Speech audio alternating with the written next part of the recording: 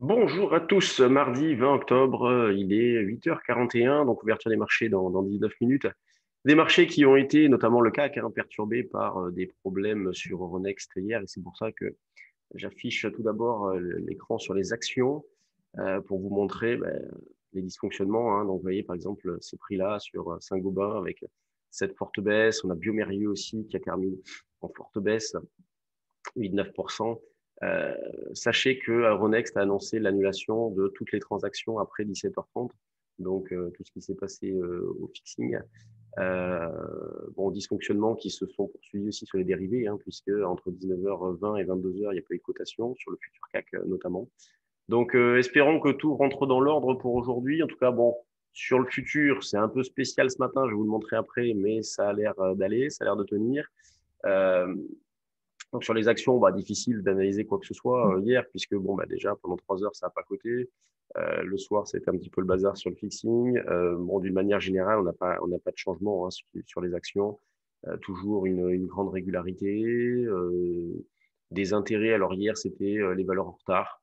Donc on voit bien qu'il y a que de l'aspect sur ce marché, puisque hier, les bancaires et Unibail se comportaient plutôt pas mal, au détriment plutôt des grosses pondérations. Vous voyez tous ces trous d'air, là, par exemple, Air Liquide, Atos. Alors, Atos, ça a été plutôt à la hausse, Veolia. Donc, il y a des trous d'air un petit peu partout sur toutes les actions. Et donc, ces prix-là ne sont pas comme je disais sur BFM, ce n'est pas des vrais prix dans le sens où toutes les transactions qui sont faites après 17h30 sont donc annulées. Je passe tout de suite aux indices, euh, puisque c'est un peu la course. Là, j'ai fait BFM à 8h30. Et là, à 9h, on va attaquer le stage sur les futurs. Donc, le CAC, regardez, le graphique, c'est assez spécial, avec le trou entre 10h et 13h, et puis entre 19h20 et puis 22h, donc avec une reprise des cotations ce matin, des cotations qui, je pense, ont été perturbées par des ordres un peu dans tous les sens aussi. Voilà, on a eu ce petit trou d'air. Derrière, il y a la reprise. Donc, attention, encore pour l'ouverture. Peut-être on peut rencontrer un manque de densité avec des écarts violents pour pas grand-chose. Nous, on essaye de vendre vers 4950. On va essayer d'acheter vers 870. C'est vraiment les grandes idées pour le début de séance. On affinera en fonction de ce qui se passe.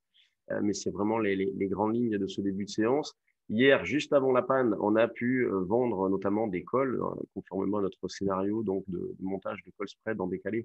On a pu vendre des calls dans cette zone-là, donc ça a été parfait. Donc là, sur les options, c'est un véritable carton en ce moment, ce que nous faisons. Sur le futur, il faut faire preuve de dynamisme, il faut naviguer à vue.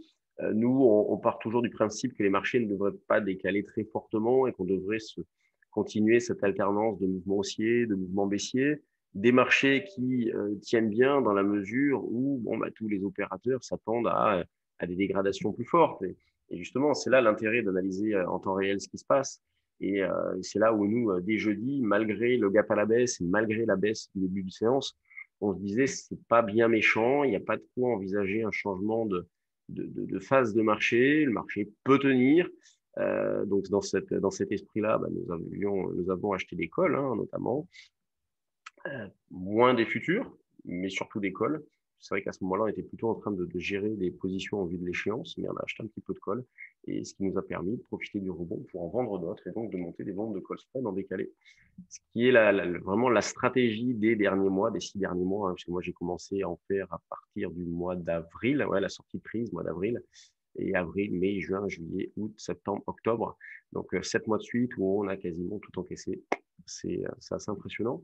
Donc, en termes de directionnel, il n'y en a pas vraiment. Alternance hausse-baisse, des marchés qui tournent en rond. Autour de 4009, on est en plein milieu de la zone d'évolution des derniers mois.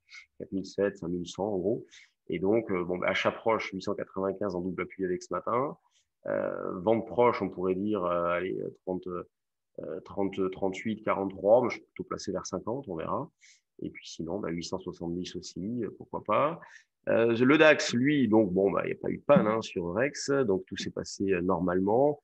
Un DAX qui évolue sans trop de volatilité voilà, depuis ce matin, depuis l'ouverture à 8 heures. On cherche toujours à acheter sur des retracements. Donc, si vous cherchez un niveau proche, vous avez celui autour de 700 et 680, 700, c'est la zone d'achat assez logique sur le DAX. Donc 680, 700, double appui dans l'idée de viser par exemple 775 et pourquoi pas la zone 825, pourquoi pas 880. Il ne faut pas hésiter à envisager des niveaux même un petit peu éloignés pour jouer, jouer ces scénarios-là sur les soldes de position. Pendant ce temps-là, l'eurodoll, lui, est bien reparti hier, donc validant une nouvelle fois le sens prioritaire qui reste haussier, la tendance qui reste haussière. Donc, bon rebond de l'euro-dollar, qui est actuellement à 17,73, que l'on cherche à exploiter en achetant sur des replis, donc avec une zone d'achat à partir d'un 17, la zone 1,1740, 1,1730, c'est la zone support, ça correspond à un pullback dans cette zone-là, un niveau sur lequel on avait tenu dans la nuit de jeudi à vendredi, 1,1740 déjà, et donc éventuellement jusqu'à 1,1730. Un 1730 qui était le niveau d'ici, de mardi, donc mardi dernier, il y a une semaine. Donc ça peut être pas mal.